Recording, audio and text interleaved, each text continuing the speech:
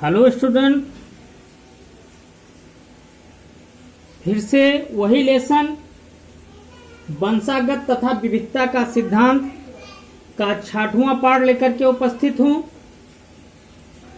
इससे पहले आपने मेंडल के प्रयोगों को पढ़ा था, उनके नियमों को पढ़ा था। आज एक नया टॉपिक है जिसके बारे में हम लोग चर्चा करते हैं, समझते हैं। इसमें इस टॉपिक का नाम है वंशागत का क्रोमोसोम सिद्धांत। वंशागत का क्रोमोसोम सिद्धांत के बारे में समझते हैं। सबसे पहले हम इसका इंट्रो देखते हैं। क्या है इसका इंट्रो? आपने देखा था, आपने पढ़ा था कि मेंडल ने एक प्रयोग किया था, मटर के पौधों पर प्रयोग किया था, और वो प्रयोग हुआ था 1856 से 1863 के बीच में। 1865 में नियम का प्रकाशन किया गया, लेकिन इनके नियम का प्रचार प्रसार नहीं हो पाया, क्योंकि उस समय ऐसी व्यवस्था नहीं थी। केवल पत्रिकाओं में ही प्रकाशन हो सकता था, कोई ऑनलाइन व्यवस्था नहीं थी, बहुत कम लोग जान पाए। 1865 से 1900 ईस्वी तक इनका नियम अज्ञात रहा, इनके बीच में अज्ञात रहा। इसी बीच इनकी मृत्यु हो गई। सन 1900 ईस्वी में वैज्ञानिक थे डिब्रीज, कारेंस और वान शेरमार्क ने इस नियम की पुनः खोज की। जब इस नियम की पुनः खोज की तब जाकर के मेंडल का प्रयोग हुआ, मेंडल का प्रयोग सिद्ध हुआ। तब इसको मेंडल का वंशागत का नियम दिया गया। सन 1902 ईस्वी में वाल्टर सटन और थियोडर बमोरी ने क्रोमोसोम सिद्धांत दिया। जब मेंडल ने प्रयोग किया था तो उस समय केवल उन्होंने कारक कारक शब्द दे करके प्रयोग किया।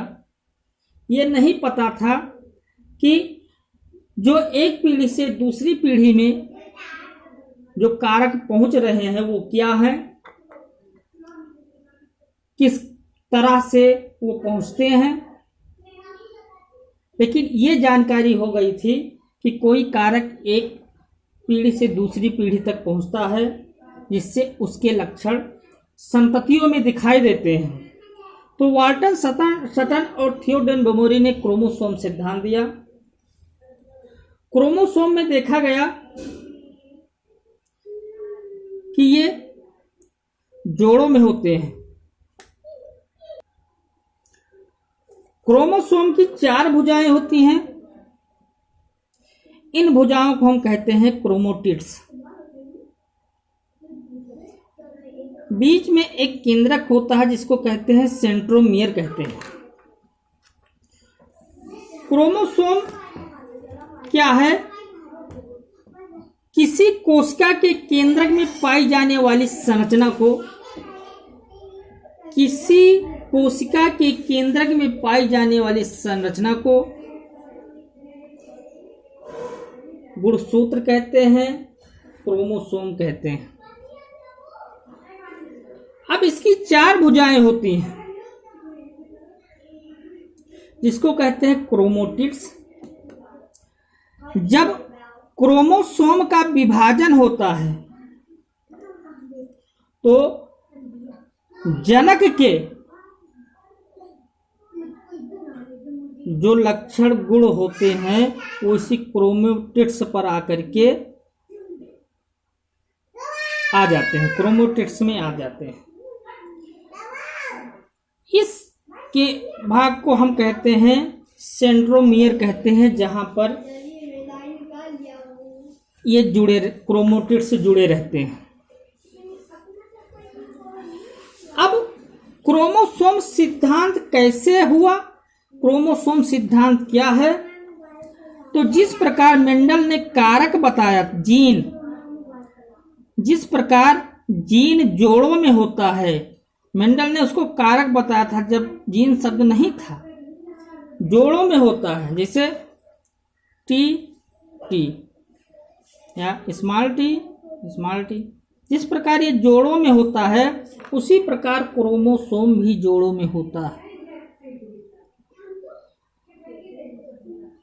जिस प्रकार जीन एक जनक से दूसरे जनक में या संतत में लक्षणों को ले जाता है, उसी प्रकार क्रोमोसोम भी लक्षणों को एक जनक से दूसरी संतति में ले जाता है।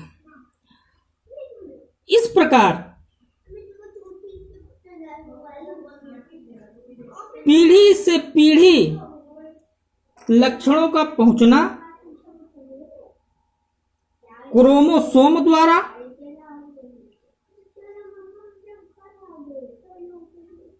और उन लक्षणों को प्रदर्शित करना क्रोमोसोम सिद्धांत के अंतर्गत आता है। तो जिस प्रकार जीन कारक एक जनक से दूसरे जनक में पहुंचते हैं, वैसे ही क्रोमोसोम गुणसूत्र एक जनक से दूसरे जनक में पहुंचते हैं।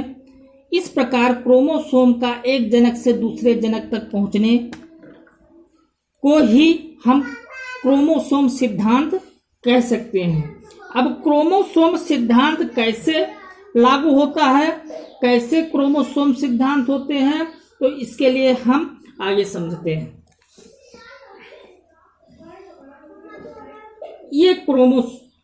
ये बताया गया कि हमेशा क्रोमोसोम जोड़ों में होते हैं। ऊपर देखिए, क्रोमोसोम जीन की तरह व्यवहार करते हैं। क्रोमोसोम जीन की तरह व्यवहार करते हैं। जीन की तरह व्यवहार करना ऊपर ही बताया गया कि एक संतत से दूसरे संतत में लक्षणों को प्रकट करना, लक्षणों को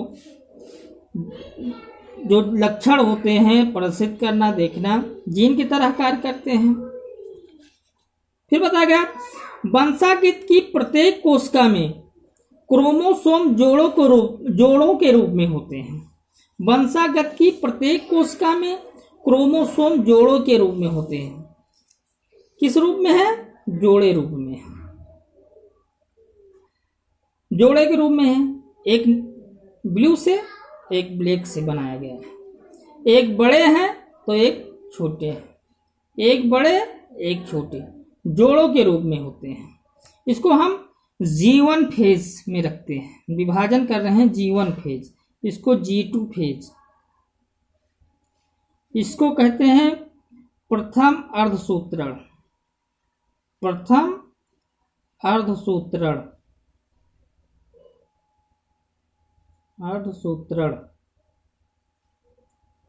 सूत्रण, ये द्वितीय अर्धसूत्रण, द्वितीय अर्धसूत्रण, अर्धसूत्रण और जनन कोशिका, जनन गुणसूत्र।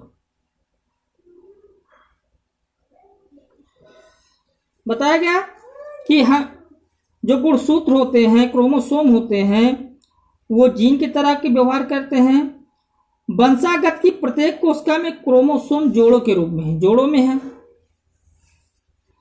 जिनमें प्रथम अर्धसूत्री विभाजन के पश्चात समजात जोड़े का समूह अपनी अपनी ध्रुवों पर जाकर दो भागों में बढ़ जाते हैं।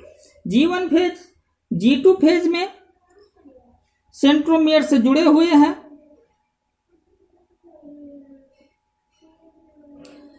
ये जोड़ों में है, सेंट्रोमियर से जुड़े हुए हैं। इसमें विभाजन हुआ गुणसूत्र का, तो ये जोड़ों के रूप में बने हुए हैं। जब इनका प्रथम अर्धसूत्री विभाजन हुआ, तब क्या हुआ कि जो ब्लैक वाला है गुणसूत्र, वो अपने ध्रुव की तरफ भाग रहा है, नीला वाला अपने ध्रुव की तरफ भाग रहा है। जैसे ये